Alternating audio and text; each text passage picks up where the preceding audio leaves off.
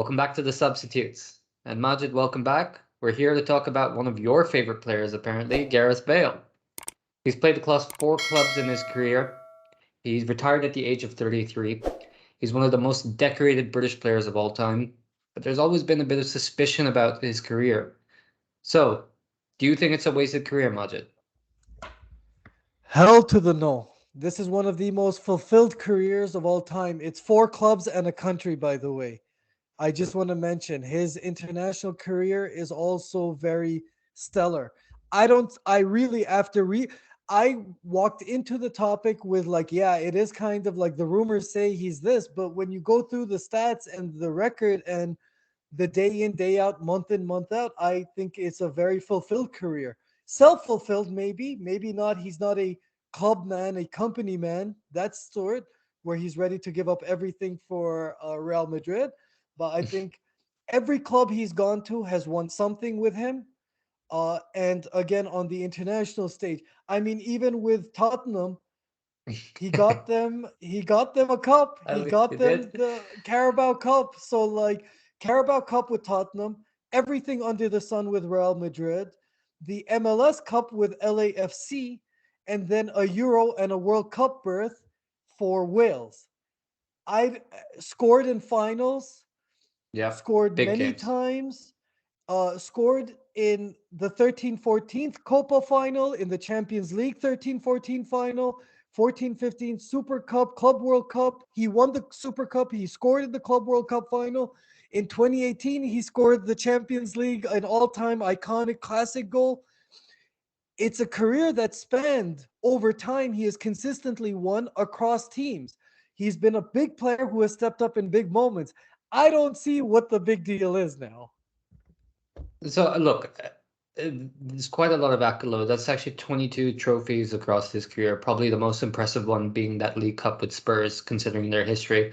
So it's one of those things, though, when I look at Gareth Bale and, when before his transfer to Real Madrid, there were quite a few clubs who were keen on him. They thought that he was something very, very special, not just with his pace, right? Like, but he was actually a tricky winger, great movement, scored great goals, and his interplay was fantastic. So, top quality player there. He never got enough love from Madrid fans. And I think with his injury record, that's why I feel like a lot of people were saying or thinking, could he have done more? So what do you think on that, Majid? I do agree. Okay, so with the injury thing, it's not necessarily people aren't mad at him getting injured. It's the way he reacts when the way he would react or come back into the game, taking his sweet sweet time, and then also enjoying his golf course. But that's exactly what I mean by self fulfilled. Is that he's living his best life, and even during his career, he was living his best life. We talk about Wayne Rooney coming back too soon. Maybe Bale lasted across 4 different clubs and won across 4 different clubs because he took his time, because he understood that there's a work-life balance. If you're a millionaire and you could get away going to the golf course and playing hooky at work and still getting paid, much love, brother. Much love. Can you teach me that hustle, please? Look, I think that's mostly talent. But look, from what a lot of people say, I was reading up about him, listening to some videos on former teammates of his. They said he was a very, very professional person, very hard worker, great trainer. Just, one of the guys, always very humble, but, banter. That's what he was all about. And go ahead, go ahead. No, well, you reminded me, he also did try to like really learn Spanish and he really tried to live the Spanish lifestyle. Usually British players, at least, the traditional legacy British players hated moving Right? anywhere abroad, especially Spain, with language especially always being brought up. He apparently did try to like integrate. He lives in Madrid now. So that's my point is I don't see where the hate is coming from. He Is like that is that a fact? Because the way that it was always spun was that he never did try. Maybe I got it mixed up. Sure, maybe Maybe I because, but because he lives in Madrid right now, so I don't know like Well, it's a great city to live, to be honest. But that's what I kept hearing. Like, like people would make jokes with him, and he would just kind of just like, I don't speak the language, Like a lot of videos would surface. I think that's why a lot of Madrid fans, and then obviously that infamous banner, right? Wales, Gulf, Madrid in that order, which is just so funny. Madrid fans wouldn't have taken that well. You are right. You are right. There were stories about how his lack of, like, he seemed very indifferent and apathetic because he just didn't. This is my thing though. He just came in, he did his job, and he went home. He was focused on going home, and I kind of like, I don't hate that game. Like, you come in, you do your job, and you go. And Yeah, I, in a footballing perspective, he did his job when it mattered most. That's the main thing for me it's in it finals.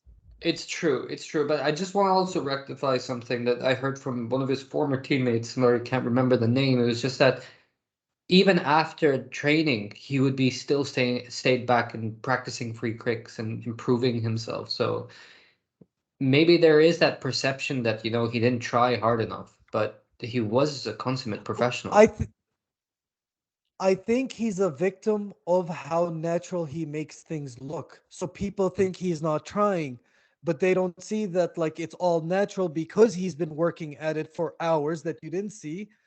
Uh I don't know. I just like I this is my thing after reviewing this.